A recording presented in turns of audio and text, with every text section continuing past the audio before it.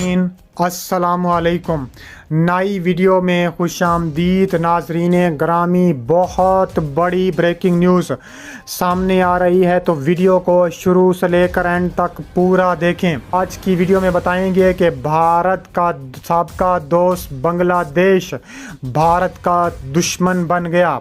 बांग्लादेश ने ग्रेटर बांग्लादेश बनाने का ऐलान कर दिया। अब बांग्लादेश अपना हक लेगा। भारत ने कितने सालों से बांग्लादेश की ज़मीन पर कब्ज़ा किया हुआ है, अब ऐसा नहीं चलेगा।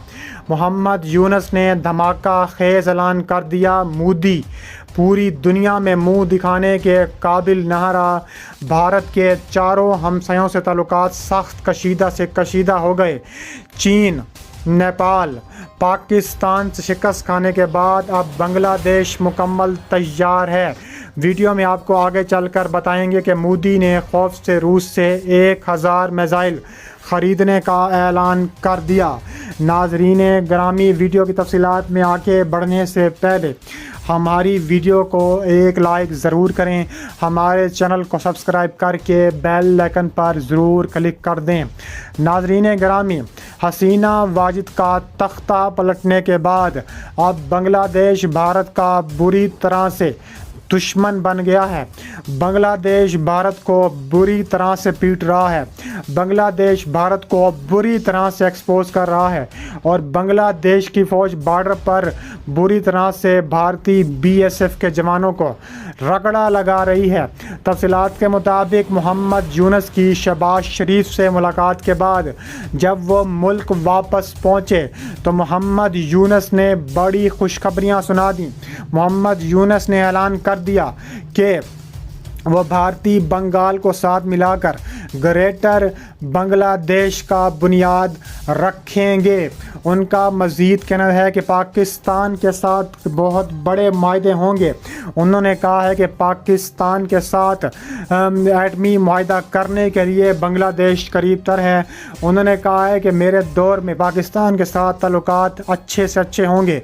उन्होंने कहा है कि हसीना वाजिद ने जिस तरह वो मोदी की राखेल बनी हुई थी, अब तक हसीना वाजिद अब इस मुल्क से जा चुकी हैं, अब इस बांग्लादेश को छोड़ चुकी हैं।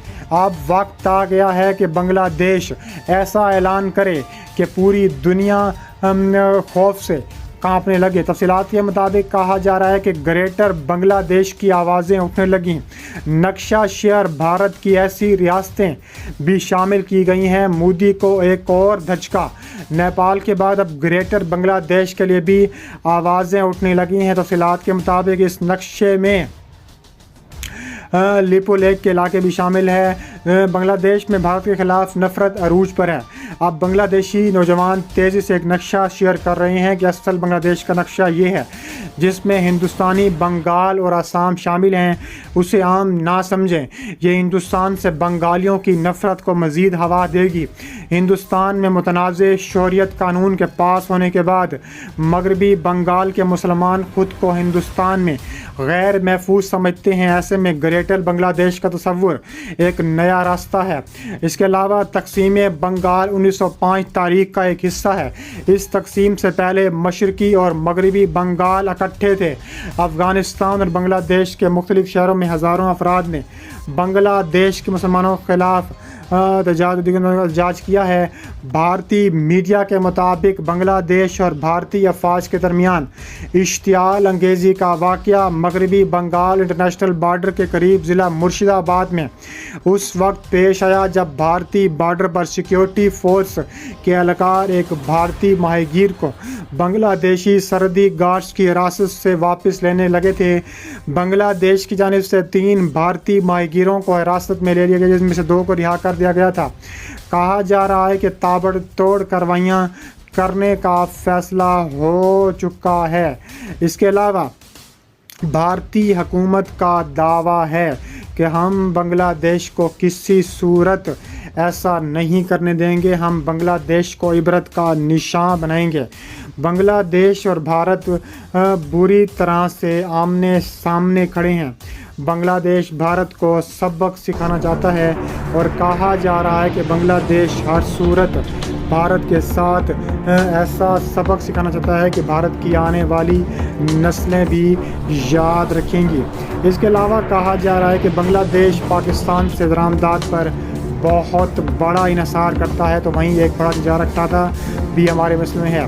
کہا جا رہا ہے کہ غیر ملکی خبرساں ایجنسی کے مطابق کہ بنگلہ دیش پاکستان کے ساتھ ایک ایسا تجارتی معاہدہ کرنا چاہتا ہے کہ بنگلہ دیش کو بھی فائدہ ہو اور پاکستان کو بھی فائدہ ہو۔ اس کے علاوہ کہا جا رہا ہے کہ پاکستان کے ساتھ ایٹمی معاہدہ کرنے پر بھی بنگلہ دیش زور دے رہا ہے۔ ڈھاکہ یونیورسٹی کے پروفیسر شاہد الزماں نے بھارت سے ممکنہ خطرے کی پیشن گوئی کی تھی اور بنگلہ دیش اور پاکستان کے مابین جوہری اسلحہ معاہدے کی اہمیت پر زور دیا تھا۔ انہوں نے تجویز دی تھی کہ بنگلہ دیش شمال بنگال میں بھارتی سرحد سے متصل علاقے میں غوری میزائل نصب کر سکتا ہے۔ انہوں نے زور دیا تھا کہ پاکستان کے ساتھ جوہری معاہدہ بنگلہ دیش کو بھارت کے مقابلے میں جوہری تحفظ ملے گا اور قومی سلامتی پر سمجھوتہ نہیں ہوگا۔ پروفیسر شاہد الزماں کے بیان کے بعد بھارتی لوک سبھا سمیت بھارتی میڈیا پاکستان اور بنگلہ دیش تعلقات سے متعلق گمراہ کن خبریں نشر کر رہا ہے۔ واضح رہے کہ بھارت نواز معزول شیخ حسینہ واجد کے بعد سے نئی دہلی پر فورم خصوصاً میڈیا پر بنگلہ دیش میں عبوری حکومت کی ناکامی کا رونا رو رہا ہے۔ کئی بھارتی میڈیا نے بنگلہ دیش میں ہندو عقیدت سے متعلق گمراہ کن خبریں پھیلائی ہیں، یہ کہنا ہے بھارتی میڈیا کا۔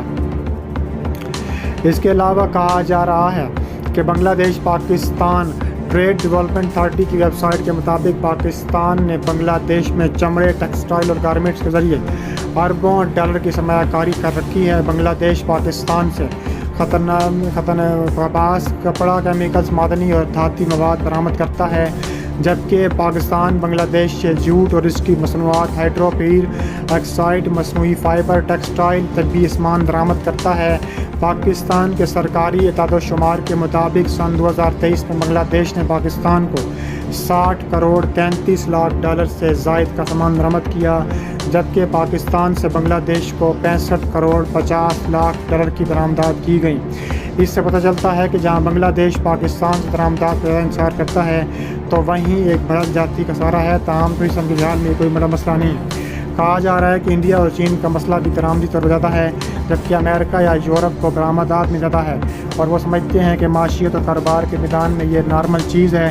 انہوں نے کہا ہے کہ فرض کریں اگر ہم پاکستان سے بہت زیادہ روئی خریدیں گے تو پاکستان کو سرپلس مل جائے گا، تو پھر کپڑا ہم امریکہ کو فراہم کرتے ہیں، اس کے لیے ہمیں کپاس درکار ہے۔ اس کے علاوہ پاکستان میں بنگلہ دیش کے کاروباروں کو بھی مواقع موجود ہیں۔ انہوں نے بنگلہ دیش کے برانڈ یلو کی مثال دی، جس کے کچھ آؤٹ لیٹس پاکستان میں موجودہ دکھائی دیتے ہیں۔